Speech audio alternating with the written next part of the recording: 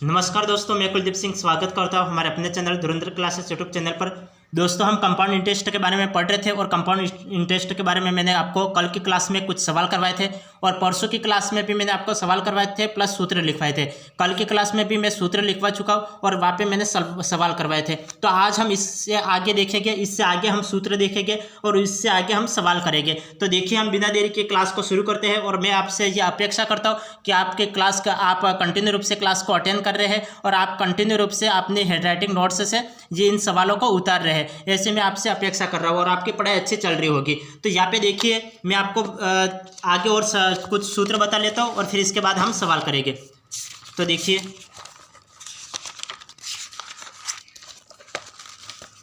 ये सारे में जो सूत्र लिखवा रहा हूँ वो सूत्र आपको याद करने हैं, क्योंकि बिना फॉर्मूले के एक भी सवाल नहीं हो पाएगा।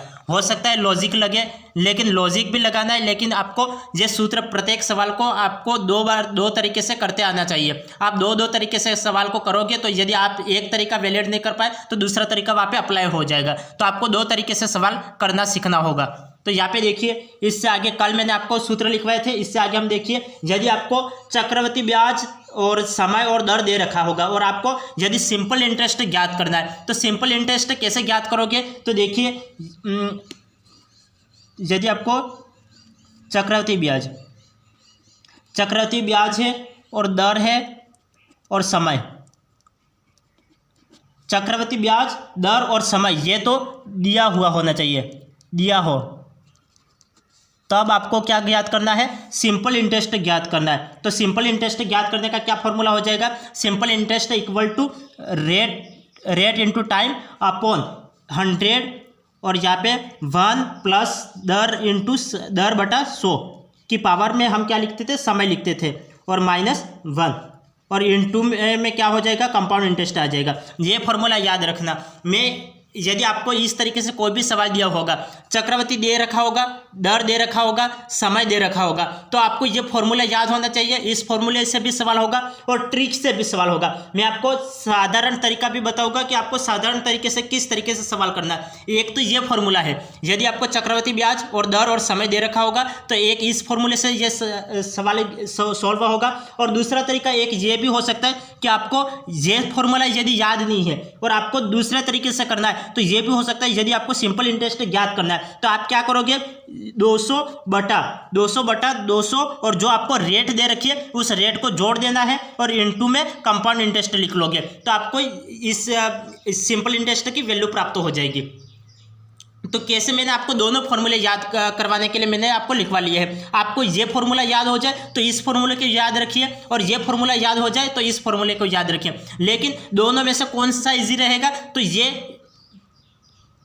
ये फॉर्मूला ज़्यादा इजी रहेगा आपके लिए, क्योंकि ये फॉर्मूले याद करने में भी इजी है और यहाँ पे ये सब इस फॉर्मूले से आप सवाल करोगे तो लगभग 6 से 7 स्टेप में ये सवाल हो पाएगा और इस फॉर्मूले से सवाल करोगे तो लगभग 1 या 2 स्टेप में ये सवाल हो जाएगा। आपको जो रेट दे रखी होगी इस रेट को 200 में जोड़ लेना है और फिर ऊपर 200 लिख लेना है, इंटू में जो कंपाउंड इंटरेस्ट की वैल्यू दे रखी है वो लिखना है और उसको सोल्व आउट करना है। तो आपको जो तरीका उचित लगे उस तरीके से करिए। मैंने आपको दोनों फॉर्मूले बता रखे, आपको ये तरीका उचित लगे उस तरीके से करिए, ये तरीका उचित लगे तो इस तरीके से करिए। जब मैं सवाल करवाऊंगा तब आपको समझ में आ जाएगा। यदि आपको अभी समझ में नहीं आ रहा है तो कोई दिक्कत नहीं, आप क्लास को देखते रहिए और ये सूत्र नोट कर लीजिए। ये जो फॉर्मूले मैं लिखवा रहा हूँ वो नोट कर लीजिए, क्योंकि ये फॉर्मूले काम आएंगे, क्योंकि इस फॉर्मूले से ही हम सवाल करेंगे। मैं आपको दोनों तरीके बताऊंगा, आपको इस तरीके से भी सवाल करना है और इस तरीके से भी करना है। लेकिन आपको एग्जाम में कौन सा तरीका अपनाना है, तो एग्जाम में आपको ये तरीका अपनाना है। समझ में आ गया। अब आगे बढ़ते हैं, अब आगे देखते हैं। एक तो ये हो गया। अब दूसरा, यदि आपको मूलधन दे रखा हो, यदि आपको मूलधन दे रखा हो और चक्रवृद्धि मिश्र धन दे रखा हो, चक्रवृद्धि मिश्र धन दे रखा हो वह समय भी दे रखा हो और आपको रेट ज्ञात करनी है, तो रेट कैसे ज्ञात करेंगे। यदि आपको मूलधन दे रखा है, चक्रवृद्धि मिश्र धन दे रखा है, समय दे रखा है और एक चक्रवृद्धि ब्याज भी लिख लो, चक्रवृद्धि ब्याज ये आपको ये इतना दे रखा है, मूलधन दे रखा है, चक्रवृद्धि मिश्र धन दे रखा है, समय दे रखा है और ब्याज दे रखा है। तब आपको दर ज्ञात करनी है। तो दर ज्ञात करने का क्या फॉर्मूला हो जाएगा, दर equal to amount upon principal और इसकी पावर में 1/t और -1 और इंटू में क्या आ जाएगा, 100 आ जाएगा। ये फॉर्मूला तो मैं कल की क्लास में भी आपको लिखवा चुका, तो आपको ज़्यादा कोई नहीं, ये याद नहीं हो कोई नहीं, ये ध्यान में रखना है कि इस तरीके से फॉर्मूला होता है। मैं जब सवाल करवाऊंगा तब आपको सिर्फ आंकड़े जमाने हैं, तो आंकड़े किस तरीके से जमाएंगे मैं आपको तरीके भी बताऊंगा कि आपको इस तरीके से आंकड़े जमाने हैं। तो आपको यदि अभी समझ में नहीं आता है तो कोई दिक्कत नहीं, आप कंटिन्यू रूप से क्लास में बने रहिए, मैं आपको तरीके बताऊँगा। जब सवाल करवाऊँगा तब आपको कैसे, यदि आपको फॉर्मूला याद नहीं है तो हम सवाल कैसे करें वो भी मैं तरीका बताऊँगा। अब यहाँ पे ये हो गया। अब यदि आपको ये तो हो गया, अब ब्याज की दर कैसे निकालते हैं, यदि मूलधन दे रखा हो, चक्रवृद्धि ब्याज दे रखा है, समय दे रखा है और चक्रवृद्धि ब्याज दे रखा है, तब हम रेट कैसे निकालते हैं, तो ये फॉर्मूला लगाएंगे तब हमारा रेट निकलेगा। यदि आपको ब्याज की दर निकालनी है और आपको चक्रवृद्धि ब्याज व साधारण ब्याज दोनों दे रखा हो, तब आप कैसे निकालोगे। यहाँ पे तो चक्रवृद्धि ब्याज और साधारण ब्याज तो नहीं था, यहाँ पे चक्रवृद्धि मिश्रित धन था और चक्रवृद्धि ब्याज था और मूलधन और समय था, तब तो ये फॉर्मूला लगेगा। लेकिन आपको साधारण ब्याज और चक्रवृद्धि ब्याज, साधारण और चक्रवृद्धि दोनों ब्याज आपको दे रखे, तब आपको ब्याज की दर निकालना है। तब कैसे निकालेंगे, तो ये देखिए, यदि आपको compound interest and simple interest दोनों दिया हो, यदि आपको कंपाउंड इंटरेस्ट और सिंपल इंटरेस्ट, चक्रवृद्धि ब्याज और साधारण ब्याज दोनों आपको दे रखा हो और आपको ब्याज की दर निकालनी है, तो ब्याज की दर कैसे निकालोगे, तो ब्याज की दर निकालने के लिए आप क्या करोगे, इसको भी दो तरीके से कर सकते हैं, लेकिन मैं आपको एक ही तरीका बताऊंगा। फॉर्मूले में दो तरीके से लिखवा रहा हूं, लेकिन आपको मैं सूत्र एक तरीके से बताऊंगा, जो इजी लगे वो तरीका आपको अपनाना है। तो इसके लिए क्या फॉर्मूला हो जाएगा, तो इसके लिए आप क्या करोगे, जो कंपाउंड इंटरेस्ट दे रखा है और जो सिंपल इंटरेस्ट दे रखा है, तो कंपाउंड इंटरेस्ट में से सिंपल इंटरेस्ट को माइनस करेंगे, उसमें 2 का गुणा कर लेंगे और अपॉन में इंटू में तो 100 आ जाएगा और अपॉन में सिंपल इंटरेस्ट आ जाएगा। ये रेट निकालने का फॉर्मूला हो जाएगा, ये रेट निकालने का ये फॉर्मूला हो जाएगा। लेकिन ये तरीका भी हो सकता है और दूसरा तरीका क्या हो सकता है, दूसरा साधारण तरीका ये हो सकता है कि आपको रेट निकालनी है तो आप क्या करोगे, जो कंपाउंड इंटरेस्ट है और जो सिंपल इंटरेस्ट है, तो कंपाउंड इंटरेस्ट में से सिंपल इंटरेस्ट को माइनस करेंगे, तो जो आंसर आएगा मैं इसको डी से दर्शा देता हूँ और उसमें 2 का गुणा कर लो और अपॉन में सिंपल इंटरेस्ट और इंटू 100, इस तरीके से भी ये सवाल सॉल्व हो जाएगा। जब मैं सवाल करवाऊंगा तब आपको अच्छी तरीके से समझ में आएगा। यदि अभी समझ में नहीं आता है तो कोई दिक्कत नहीं है। यहाँ पे देखिए, आपको कंपाउंड इंटरेस्ट दे रखा हो, सिंपल इंटरेस्ट भी दे रखा हो, तब आपको रेट निकालनी है। तो रेट कैसे निकालोगे, जब आप कंपाउंड इंटरेस्ट में से सिंपल इंटरेस्ट को माइनस करोगे तो आपको डी प्राप्त होगा। डी का मतलब क्या होता है, तो डी का मतलब क्या होता है, आप जो माइनस करोगे तो जो वैल्यू प्राप्त होती है तो वो यहाँ पे लिखोगे, उसमें 2 का गुणा करवाओगे, नीचे सिंपल इंटरेस्ट इंटू 100। ठीक है, इस तरीके से आपको करना है। यदि आपको सिंपल इंटरेस्ट और रेट, यदि आपको यहाँ पे रेट तो ज्ञात करनी है, ये बात ध्यान में रखना कि यदि यहाँ पे तो रेट ज्ञात करनी है, लेकिन यदि आपको रेट दे रखी हो तब कैसे सवाल को सोल्व करना है, यदि आपको रेट दे रखी हो तब कैसे सवाल को सोल्व करना है। तो ये देखिए, चौथा लिखिए, चौथा पॉइंट, यदि आपको रेट दे रखी है और आपको रेट दे रखी है तब आपको उसका चक्रवृद्धि ब्याज और साधारण ब्याज के मध्य अंतर ज्ञात करना है। तो कैसे ज्ञात करेंगे, आपको चक्रवृद्धि ब्याज एंड साधारण ब्याज में अंतर, मैं शॉर्ट तरीके से लिख रहा हूं तो ये समझ लेना।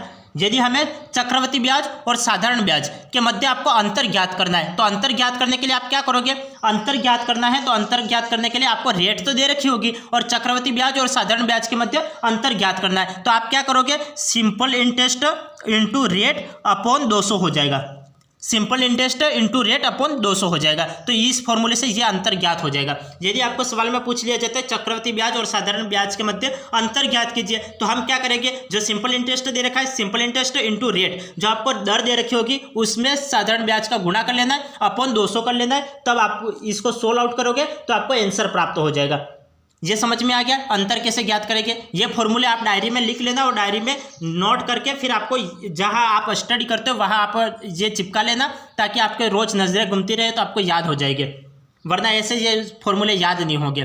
तो चक्रवृद्धि ब्याज और साधारण ब्याज के मध्य अंतर ज्ञात करना कैसे निकालोगे, तो simple interest into rate upon 200।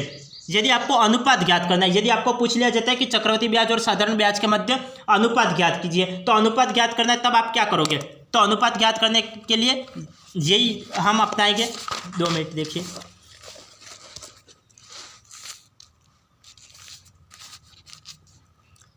यदि आपको अनुपात ज्ञात करना है तो अनुपात ज्ञात करने के लिए आप क्या करोगे, तो आपको क्या करना है, जहाँ तक हमने 4 तक लिख लिया था, अब 5वां सूत्र लिखो।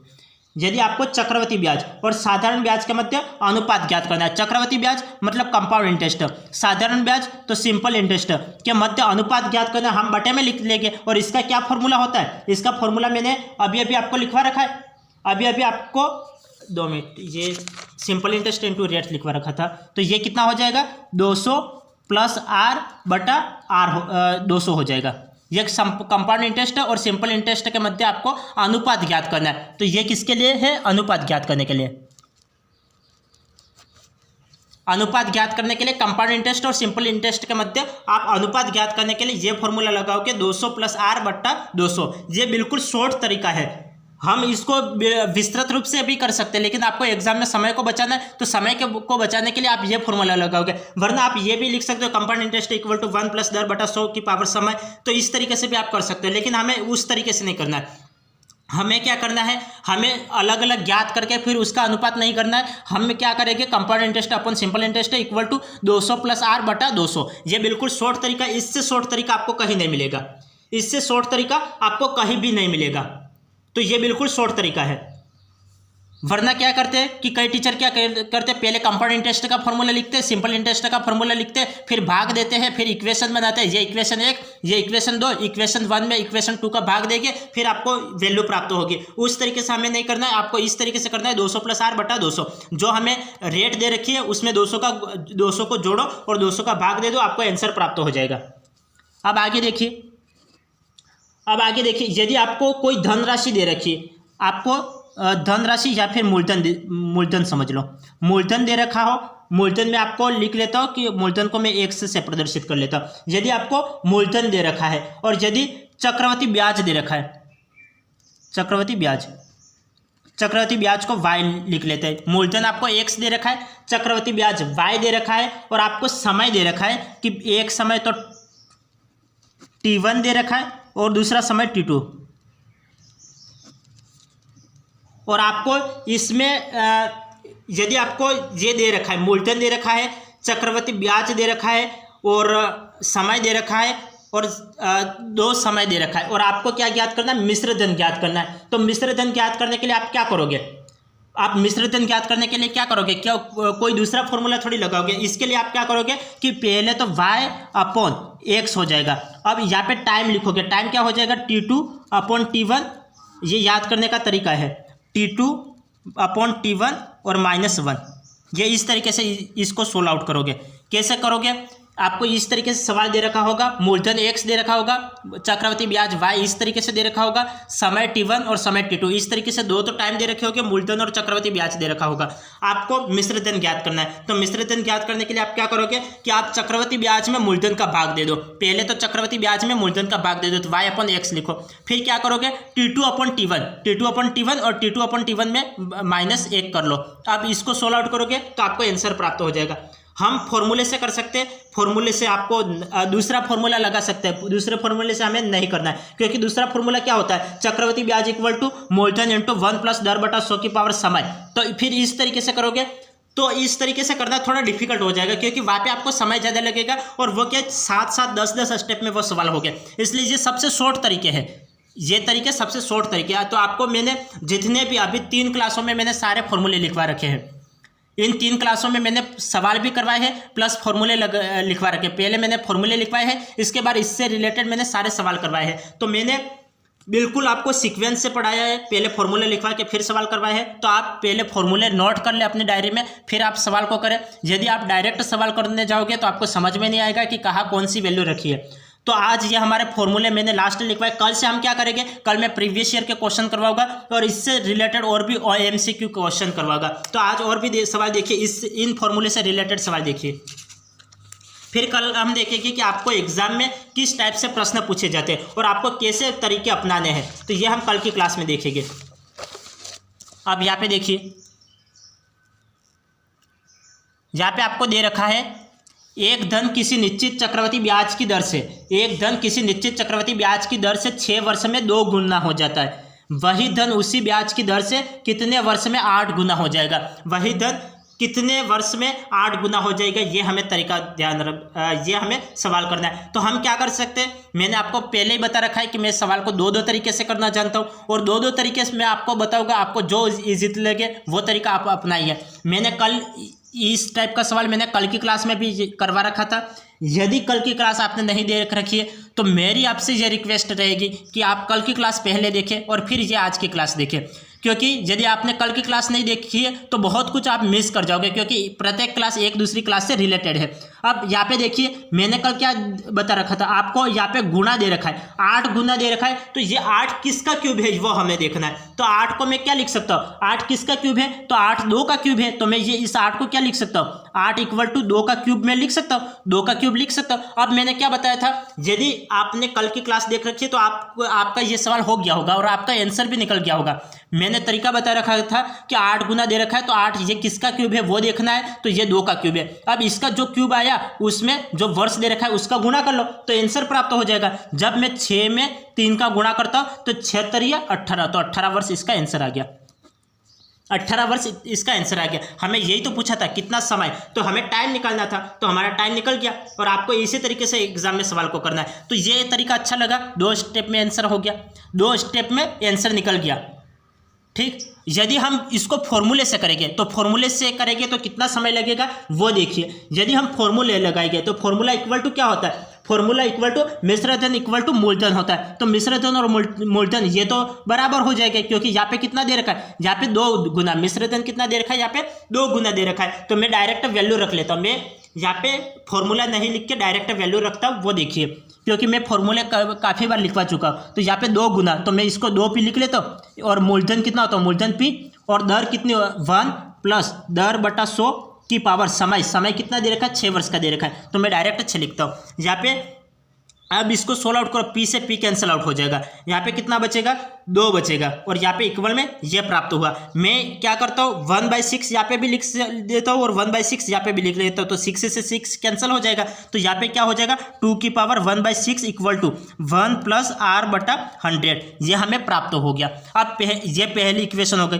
दूसरा क्या बोल रहा है, मैंने यहाँ तक सोल्व कर लिया, अब आगे बोल रहा है वही धन उसी ब्याज की दर से कितने वर्ष में 8 गुना हो जाएगा, कितने वर्ष में 8 गुना हो जाएगा, यह हमें ज्ञात करना है। तो हम अब आगे सोल्व करेंगे, ये कितना हो जाएगा, 8 गुना, तो 8p = मूलधन इंटू 1 प्लस दर बटा 100 की पावर समय, ये आपको ज्ञात करना है। तो अब हमें समय ज्ञात करना है, तो हमें इसकी वैल्यू तो हमें पता है, इसकी वैल्यू इसकी जगह में 2 की पावर 1/6 लिख सकता हूँ और p से p कैंसिल आउट हो जाएगा। तो अब यहाँ पे देखिए ये 8 का 8 इक्वल में, और यहाँ पे ये देखिए इसकी जगह में ये लिख लेता हूँ, तो ये क्या हो जाएगा, 2 की पावर, यहाँ पे t का गुणा हो जाएगा तो t/6 हो जाएगा, कितना हो जाएगा, t/6 हो जाएगा। अब मैं 8 को क्या लिख सकता हूँ, अब मैं 8 को क्या लिख सकता हूँ, 8 को मैं क्या लिख सकता हूँ, 8 को 2 की पावर 3 लिख सकता हूँ, तो 2 की पावर 3 इक्वल टू 2 की पावर t/6 लिख लिया। अब यहाँ पे आधार समान है तो घातें समान हो जाएगी, तो घातें समान हो जाएगी, 3 = t/6, और यहाँ पे क्रॉस मल्टीप्लीकेशन, तो t = 76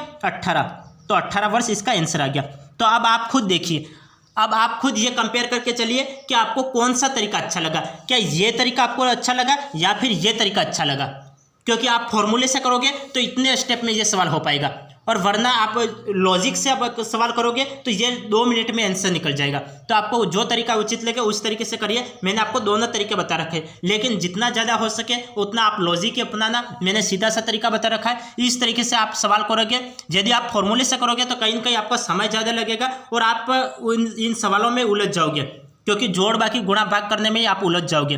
तो इससे बेहतर है कि आप ज़्यादा से ज़्यादा लॉजिक लगाएं। मैंने आपको दोनों तरीके बता रखे, लेकिन आपको जो उचित लगे उस तरीके को आप अपनाइए।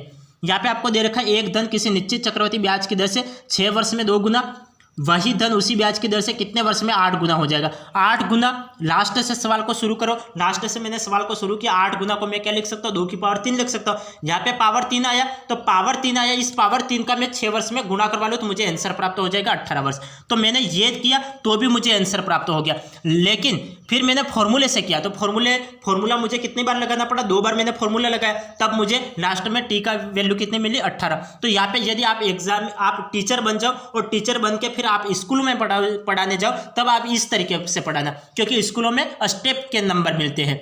लेकिन आपको कंपटीशन एग्जाम में फाइनल आंसर के नंबर मिलते हैं। तो आपको फाइनल आंसर निकालना है तो फाइनल आंसर आप इस तरीके से निकालोगे, ना कि इस तरीके से। समझ में आ गया? अब आगे देखिए,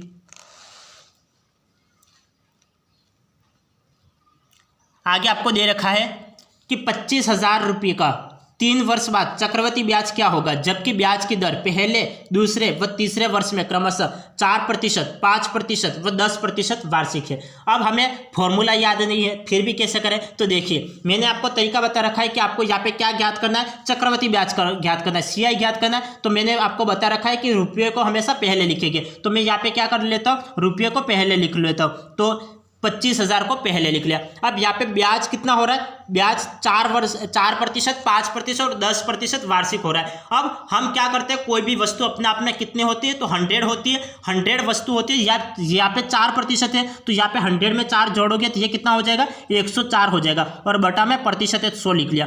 और यहाँ पे 5% है, कोई भी वस्तु अपने आप में 100 होती है, यहाँ पे 5 जोड़ोगे तो 105 हो जाएगा, बटा में 100 हो जाएगा, इंटू यहाँ पे 10 है तो ये कितने हो जाएंगे, 110 बटा 100 हो जाएगा। अब यहाँ पे हम क्या करते हैं, यदि आपको फॉर्मूला याद है तो आप याद, ये तो लॉजिक अपना ली, ये तो लॉजिक से कर लिया, लेकिन यदि फॉर्मूला याद नहीं है और थोड़ा बहुत ध्यान में है तो आप क्या करोगे, -25,000 कर लोगे। -25,000 ये हमारा फॉर्मूला बोलता है। तो समझ में आ गया किस तरीके से हमें सवाल को करना है। आपको कुछ लॉजिक से सवाल को करना है, जो तरीका उचित लगे उस तरीके से आप सवाल को करिए, लेकिन आपका समय पे आंसर निकलना चाहिए। ये हमारा मोटिव पॉइंट है। अब यहाँ पे इसको कैंसिल आउट करो, मैं इसको कैंसिल आउट कर लेता हूँ। तो ये कितनी बार कैंसिल आउट हो जाएगा, 1 0 से 1 0 कैंसिल आउट हो जाएगा।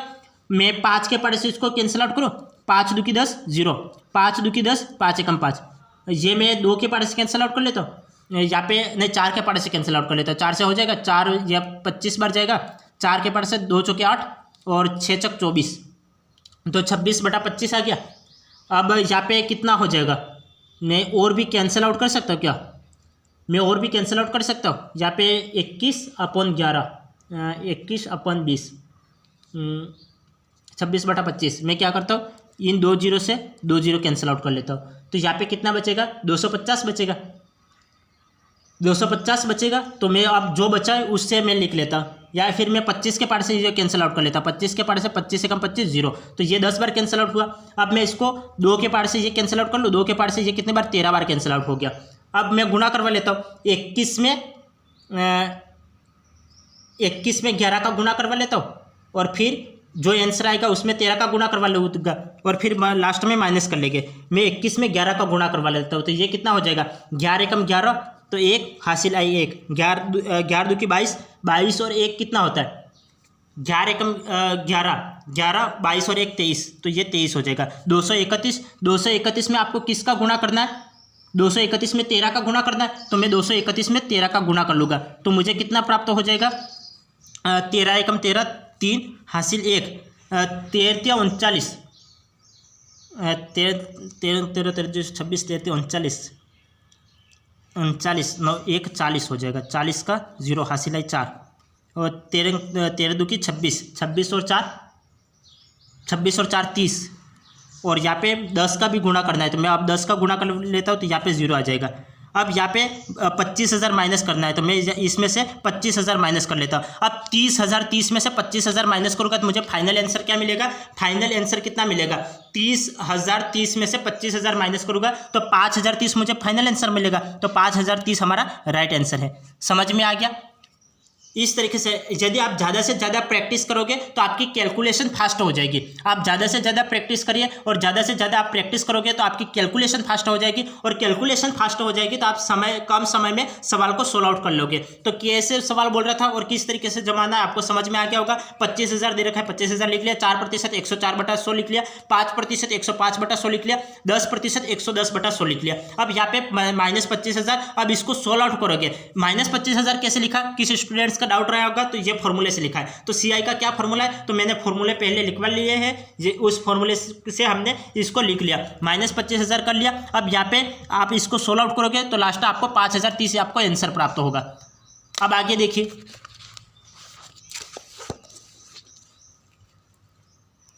आपको दे रखा है 30,000 रुपये का 10% वार्षिक दर 2 सही 1/4 वर्ष का मिश्रधन क्या होगा जबकि ब्याज वार्षिक देय है। आपको ब्याज कैसी वार्षिक देय है, तो वार्षिक दे रहे हैं तो हमें यहाँ पे टाइम इस तरीके से दे रखा है। तब मैंने आपको कल की क्लास में मैंने आपको एक तरीका बता रखा था, उस तरीके से हम सवाल को करेंगे। यहाँ पे आपको ब्याज ज्ञात करना है, वार्षिक ब्याज मिश्रधन क्या होगा, मिश्रधन क्या होगा, तो हमें अमाउंट ज्ञात करना है। तो अमाउंट इक्वल टू क्या होता है, प्रिंसिपल क्या है, आपको 30,000 दे रखा है तो 30,000 का 30,000 as it is into 1 minus दर बटा 100। दर कितनी दे रखी है, 10% दे रखी है। मैं बिना फॉर्मूले लिखे मैं डायरेक्ट सवाल को सोल्व कर रहा हूँ, तो डायरेक्ट समझिए, क्योंकि हम प्रत्येक सवाल में फॉर्मूले नहीं लिखेंगे। और अभी तक 2 क्लासें हो चुकी है तो आपको समझ में आ गया होगा। मैं प्रत्येक जो फर्स्ट क्लास होती है उसमें मैं आपको बेसिक बताता हूँ और इसके बाद मैं थोड़ा डिफिकल्ट सवाल को करवाता हूँ। तो हम डिफिकल्ट करेंगे तब हम फॉर्मूले नहीं लिखेंगे, डायरेक्ट हम सवाल करेंगे। तो यहाँ पे अमाउंट का फॉर्मूला क्या होता है, amount equal to principal into 1 plus दर बटा 100। तो यहाँ पे 100 आ जाएगा, 100 में 10% दर है तो ये कितना हो जाएगा, 110 हो जाएगा। 10% दर है तो 110 बटा 100। और इसका टाइम कितना है, टाइम यहाँ पे 2 सही 1/4। तो मैं 2 को पावर में लिख लेता हूँ, 2 को पावर में लिख लेता हूँ इंटू, अब यहाँ पे मैंने बताया था कि 1 प्लस यहाँ पे 1/4। अब इसको 1/4 को लेंगे, 1/4 इंटू दर कितनी दे रखी है 10%, तो इंटू 10/100। अब इसको सॉल्व आउट करो तो आंसर प्राप्त हो जाएगा। अब प्रत्येक सवाल में हम फॉर्मूले लिखेंगे तो वो क्या है कि 10वीं 12वीं वाला क्राइटेरिया हो जाएगा। प्रत्येक सवाल में स्टूडेंट्स को ध्यान से फॉर्मूला बताओ फिर सवाल को सोल्व करो। हम उस तरीके से नहीं करेंगे, हमें यहाँ पे समय की बचत करनी है। अब यहाँ पे देखिए, अब इसको सोल्व आउट करो तो यहाँ पे क्या हो जाएगा, मैं 0 से 0 कैंसिल आउट करेंगे और 11 का वर्ग करो तो 11 का वर्ग क्या हो जाएगा 121, और यहाँ पे 10 का वर्ग कितना हो जाएगा 100 हो जाएगा। और यहाँ पे इसको सोल्व आउट करोगे तो ये कितना हो जाएगा, ये कितना हो जाएगा, यहाँ पे ये में ये कितना हो जाएगा, नीचे आ जाएगा तो ये 400 हो जाएगा।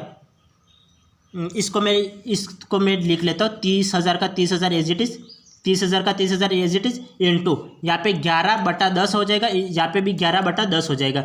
ये कितना हो जाएगा, तो ये ऊपर में 10 है, यहाँ पे ये है तो यहाँ पे 1 0 से 1 0 कैंसिल आउट हो गया। यहाँ पे ये 40 हो गया, 40 यहाँ पे जाएगा, 40 और 1 41, तो 41/40 हो जाएगा, तो इंटू 41/40 ये इस तरीके से लिख लिया। अब इसको सोल्व आउट करो, 1 2 3, 3 0 से 1 2 3, 3 0 कैंसिल आउट हो गया। अब मैं किसके पहाड़े से ये कैंसिल आउट कर लेता हूँ, ये किसके पहाड़े से कैंसिल आउट हो जाएगा, 11 और 11 121 होता है, 121, 11 और 11 कितना होता है 121 होता है, 121। तो मैं यहाँ पे लिख लेता हूँ 121 और इंटू, और यहाँ पे ये कितना हो जाएगा 41 इंटू 3 कर लो, 41 इंटू 3 करूँगा तो ये 3 और 4 तिया 12, और 121 में 123 का गुणा करवाओ, 121 में 123 का गुणा, तो यहाँ पे 121 में हम 123 का गुणा करवाएंगे तो कितना 3 6 3, और यहाँ पे 2 4 2 2 4 नहीं 2, यहाँ पे कितना आ जाएगा 1 2 1। अब इसको सोल्व आउट करो तो ये कितना हो जाएगा 3 6 7 8, यहाँ पे 4 4 और 4 8, और यह 2 2 4, और यहाँ पे 1 14,883 आ गया। 14,883 में आपको किसका 4 का भाग देना है, मैं यहाँ पे 4 का भाग दे देता हूँ, डायरेक्ट मैं यहाँ पे 4 का भाग दे देता हूँ तो मुझे फाइनल आंसर मिल जाएगा। मैं यहाँ पे 4 का भाग दे देता हूँ तो मुझे कितना 4 तिया 12, और यहाँ पे 2 बचेगा तो ये 28 हो गया, 7 चौक 28 तो 7 बार जाएगा, तो यहाँ पे 8, तो 4 दूकी 8, यहाँ पे 3 बचेगा, यहाँ पे कितना बचेगा 3 बचेगा, तो यहाँ पे मैं 3 बचेगा तो मैं 0 लगा लूँ, 3 बचेगा तो 0.0 लगा लूँ तो यहाँ पे 0 हो जाएगा, तो यहाँ पे ये कितने बार जाएगा 7 चौक 28, तो 7 बार जाएगा। तो यहाँ पे इस तरीके से आपको आंसर प्राप्त हो जाएगा। तो आपको कैलकुलेशन करते आना चाहिए। यहाँ पे आपको सवाल तो समझ में आ गया ना, सवाल चाहे कितना भी डिफिकल्ट हो आपको करने आना चाहिए। आपको किस तरीके से सवाल दे रखा होगा और आपको किस तरीके से करना है तो वो मैंने आपको समझा लिया। आपको दे रखा है रुपया और आपको मिश्रधन ज्ञात करना है, मिश्रधन का फॉर्मूला लगाना है, आपको वैल्यू पुट करनी है। Amount equal to principal into दर 1 प्लस दर बटा 100, तो 100 यहाँ पे आ जाएगा, 100 और 100 में 10 जोड़ोगे तो 110 बटा 100, इसका पावर में कितना आ जाएगा 2 आ जाएगा, इंटू 1 प्लस यहाँ पे कितना समय दे रखा है 1/4 इंटू दर कितनी दे रखी है 10/100। इस तरीके से जमा लेना है, फिर आपको इसको कैंसिल आउट करना है और इसको सोल्व आउट करोगे तो लास्ट में आपको ये आंसर प्राप्त हो जाएगा। तो इस तरीके से आपको आंसर निकालना है। अब नेक्स्ट हम आगे बढ़े, अब आगे देखती है। आगे देखिए, आपको ये दे रखा है 6.2/3% वार्षिक चक्रवृद्धि ब्याज की दर से 3 वर्ष बाद दे 40,960 रुपये का वर्तमान मूल्य ज्ञात कीजिए। यहाँ पे हमें वर्तमान मूल्य ज्ञात करना है। तो वर्तमान मूल्य ज्ञात करने के लिए ठीक उसी तरीके से हम फॉर्मूला लगाएंगे। तो वर्तमान मूल्य ज्ञात करने के लिए मैंने कल की क्लास में आपको फॉर्मूला लिखवा रखा था। वो फॉर्मूला क्या था? तो वो फॉर्मूला कुछ इस टाइप से था कि principal equal to AX/1 + R/100 की पावर समय। इस तरीके से फॉर्मूला था। तो इस फॉर्मूले में हम वैल्यू रखते हैं। मैं यहाँ पे वैल्यू रखता हूँ। तो यहाँ पे कितना हो जाएगा? ये 40,960, तो यहाँ पे 40,960 बटा यहाँ पे 100 और यहाँ पे आर की वैल्यू कितनी है? आर की वैल्यू कितनी है प्रतिशत में? तो यहाँ पे प्रतिशत में आपको कितना दे रखे? यहाँ पे 6/2/3 दे रखा है। तो 6/2/3, तो यहाँ पे ये कितना हो जाएगा? 76 18 18 2 20 20/3 हो जाएगा। ये कितना हो जाएगा? 20/3 हो जाएगा। तो मैं इसको डायरेक्ट लिख लूँ 20/3। ये 20/3 हो जाएगा। तो मैं यहाँ पे डायरेक्ट लिख लेता हूँ 1 प्लस यहाँ पे दर 20/3 है तो 20/3 और यहाँ पे 100 का गुणा और समय कितना दे रखा है? समय आपको 3 वर्ष का दे रखा है, 3 वर्ष का समय। अब इसको सोल्व आउट करो। तो जब आप इसको सोल्व आउट करोगे तो आंसर प्राप्त हो जाएगा। तो मैं इसको अब सोल्व करता हूँ। तो ये कितना प्राप्त हो जाएगा कि ये देखिए, ये मैं 0 से 0 डायरेक्ट उड़ा दूँ, ये 0 से 0 कैंसिल आउट। ये कितनी बार कैंसिल आउट हो जाएगा? 2 से 5 दूँ की 10 और 5 दिया 15 और 15 यहाँ पे जाएगा और 15 और 1 16। तो ये 16/15 हो जाएगा। तो मैं इसको 40,960 बटा 16/15 का होल क्यूब में लिख सकता हूँ। अब इसको मैं विस्तार से लिखता हूँ। तो विस्तार से कैसे लिखेंगे? तो यहाँ पे ये देखिए 40,960 तो इंटू में आ जाएगा। यहाँ पे ये ऊपर जाएगा तो क्या हो जाएगा? 15/16 हो जाएगा। इंटू में 15/16 हो जाएगा और ये इंटू में 15/16 हो जाएगा। अब इसको सोल्व आउट करो। जब मैं इसको सोल्व आउट करूँगा, देखो यहाँ पे 16 का क्यूब कितना होता है? 16 का क्यूब मैंने क्यूब और क्यूब रूट पिछली क्लास में काफ़ी समय पहले मैंने क्यूब और क्यूब रूट पढ़ा दिए हैं। तो आपको ये ध्यान में हो जाना चाहिए 16 का क्यूब कितना होता है? 16 का क्यूब 4096 होता है। 16 का क्यूब कितना होता है? 4096 होता है। तो यहाँ पे 16 का क्यूब 4096, तो यहाँ पे ये 16 कैंसिल आउट हो जाएगा, 4096 तो ये कैंसिल आउट हो जाएगा। यहाँ पे कितना बचेगा? 10 बचेगा। यहाँ पे 1 0 का 1 0 आ जाएगा। ये 4096 से 4096 कैंसिल आउट हो जाएगा। अब 15 का क्यूब कितना होता है? तो 15 का क्यूब कितना होता है? 15 का क्यूब 3375 होता है। 15 का क्यूब, ये 15 का क्यूब है तो 15 का क्यूब कितना होता है? 3375 होता है। और यहाँ पे 10 का गुणा करवाओगे तो 0 आ जाएगा और यही आपका फाइनल आंसर है। यही आपका फाइनल आंसर है। तो आपकी कैलकुलेशन करने का जो तरीका है वो फास्ट होना चाहिए। आप कैलकुलेशन फास्ट तरीके से करिए तब आपके सवाल हो पाएंगे। तो अब क्या है, सवाल थोड़े बड़े बड़े आ रहे हैं और आपको एग्जाम में ठीक इसी तरीके से थोड़े डिफिकल्ट सवाल पूछे जाते हैं। तभी तो ये मैथ सबकी नहीं होती है। मैथ सवाल करना सबकी बात, इसकी बात थोड़ी है और सबकी मैथ में अच्छे नंबर थोड़ी आते। तो आप ज़्यादा से ज़्यादा प्रैक्टिस करोगे तब ऐसे नंबर अच्छे आएंगे। तो आपको ज़्यादा से ज़्यादा प्रैक्टिस करनी है। तो यहाँ पे आप देखिए सवाल क्या बोल रहा था? सवाल आपको टाइम दे रखा था 6/2/3। तो इसका मैं कल की क्लास में फॉर्मूला बता चुका हूँ कि आपको यदि सवाल सोल्व करना है तो आप क्या करोगे? टी समय दे रखा है, इस तरीके से भिन्न रूप में आपको समय दे रखा है, तब उसको कैसे सोल्व करते हैं तो वो मैं तरीका बता चुका हूँ। और फिर उसको फॉर्मूले से कैसे करते हैं वो तरीका भी मैं बता चुका हूँ। तो आपको ये इस तरीके से फॉर्मूला लगाना है, फिर आप इसको सोल्व करोगे। तो ये जब आप रेट की वैल्यू लगाओगे तो रेट यहाँ पे लिखोगे तो आप इस तरीके से इसको सोल्व आउट करोगे। जब मैंने इसको सोल्व आउट किया तो मुझे ये प्राप्त हुआ। इसका क्यूब हो रहा है तो ऊपर चले जाएगा 15/16 15/16 15/16 हो गया। अब 16 का क्यूब आपको 30 तक क्यूब और क्यूब रूट और वर्गमूल याद करने हैं। आपने 30 तक क्यूब और क्यूब रूट और वर्गमूल याद कर रखे तो आपको किसी सवाल में कोई दिक्कत नहीं आएगी। अब यहाँ पे कितना होता है? 4096 होता है। 4096 से 4096 कैंसिल आउट, यहाँ पे 10 बचेगा। 15 का क्यूब कितना होता है? 3375। 3375 ने 10 का गुणा किया तो यहाँ पे मुझे 33,750 प्राप्त हुआ। तो ये हमारा फाइनल आंसर है। अब आगे देखिए,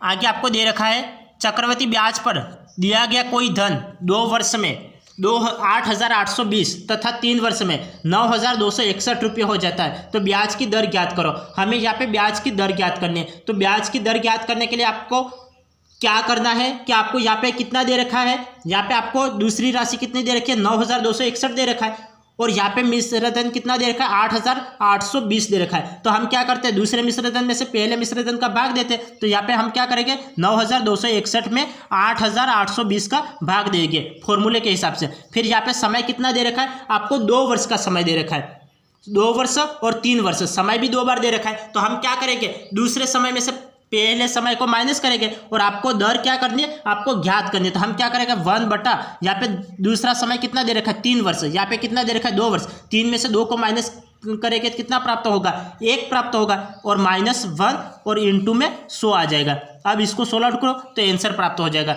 ये तो एज इट इज रहेगा, ये तो एज इट इज रहेगा। जब मैं इसको सोल्व आउट करूँगा तो मुझे कितना प्राप्त हो जाएगा, जब मैं इसको सोल्व आउट करूँगा तो मुझे कितना प्राप्त हो जाएगा, 9261 अपॉन 8820, 9261 अपॉन 8820। मैं इसको ये मैं क्या लिख सकता हूँ, 9261 अपॉन 8820 और इंटू 100, इस तरीके से मैं लिख सकता हूँ, इस तरीके से मैं इसको लिख सकता हूँ। तो मैंने इसको इस तरीके से लिख लिया, 9261 का 9261 अपॉन में 8820 इंटू 100 कर लिया। इसको मैंने इस तरीके से जमा लिया। अब इसको सोल्व आउट करो, जब मैं इसको सोल्व आउट करूँगा तो ये कितनी बार जाएगा, मैं इसको सोल्व आउट कर लेता हूँ कि ये कितनी बार कैंसिल आउट होगा, 9261 8820, यहाँ पे -1 भी तो है, यहाँ पे -1 हो जाएगा तो कितना हो जाएगा, 8820 में से 9261 में से 8820 माइनस करोगे तो ये कितना हो जाएगा, 9000 और 8000 में से 820, तो यहाँ पे कितना बचेगा, 200 तो यहाँ पे बचेगा। ये 8820 में से 9261, तो ये फाइनल हमें 441 प्राप्त होगा।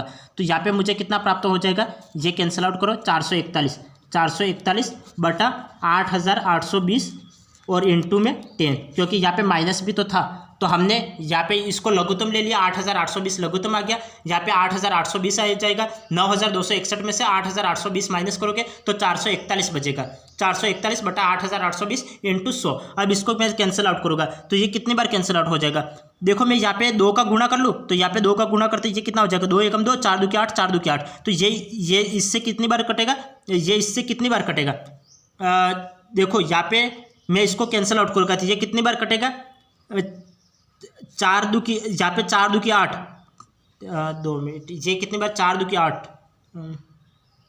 2 मिनट, 441 और 8820, 441 8820 किसका पाड़ा जाएगा, 8 2 8 8 16, 16 और 2 18, 16 और 2 18। मैं इसको यहाँ पे ये इससे ये कैंसिल आउट हो जाएगा, मैं 4 के पाड़े से कैंसिल आउट कर लेता हूँ। तो ये मुझे कितनी बार कैंसिल आउट हो जाएगा, 4 के पाड़े से 4 से के पाड़े से ये 25 बार कैंसिल आउट हो जाएगा, और 4 के पाड़े से 4 दूके 8, 4 दूके 8 और 4 5 20, 225 बार जाएगा, 4 दूके 8, 4 दूके 8,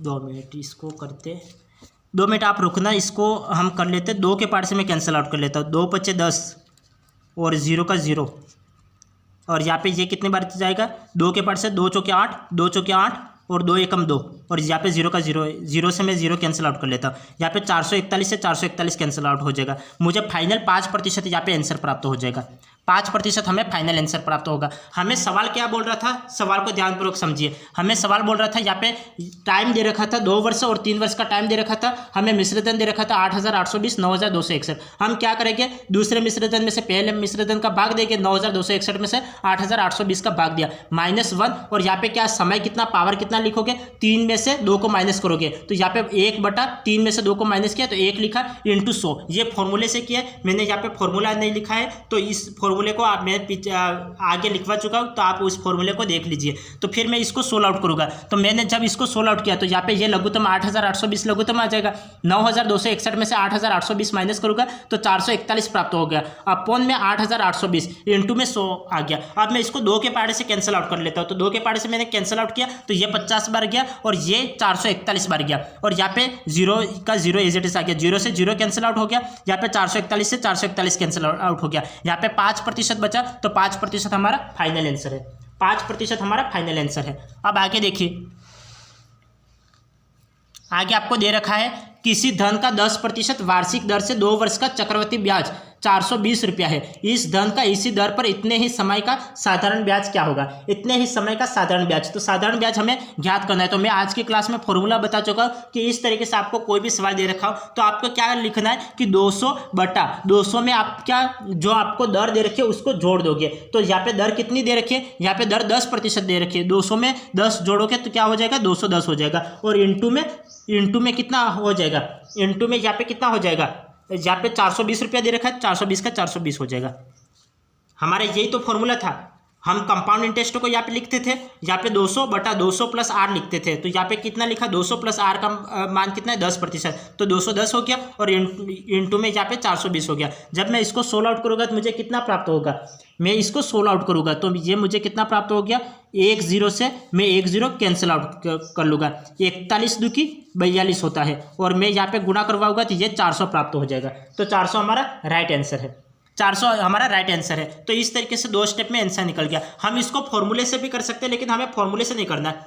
हम एक दूसरा फॉर्मूला, मैंने आज शुरुआत में 2 फॉर्मूले बता रखे थे, तो मैंने आपको दोनों तरीके बता रखे। आपको कोई एक तरीका अपनाना है, आपको दोनों तरीके नहीं लगाने। तो आप किस तरीके से करोगे? यही फॉर्मूला यूज करोगे। यदि आपको इस तरीके से कोई भी सवाल दे रखा हो, किसी धन का 10% वार्षिक दर से 2 वर्ष का चक्रवृद्धि ब्याज 420 रुपया है। तो अब मैंने बताया था कि रुपये को हमेशा पहले लिखते हैं, तो रुपये को पहले लिख लिया। फिर 200/200 में कितना दर को जोड़ना है, तो 200 में दर को जोड़ दिया, 10% को जोड़ दिया, तो 210 हो गया। 0 से 0 कैंसिल आउट, 21 दूकी 42, और 20 में 2 का गुणा करोगे तो 400 प्राप्त हो जाएगा। तो ये आपका राइट आंसर है। अब आगे देखिए, आगे एक आध सवाल और कर लेते हैं। चलो आज की क्लास को हम यही एंड कर लेते हैं।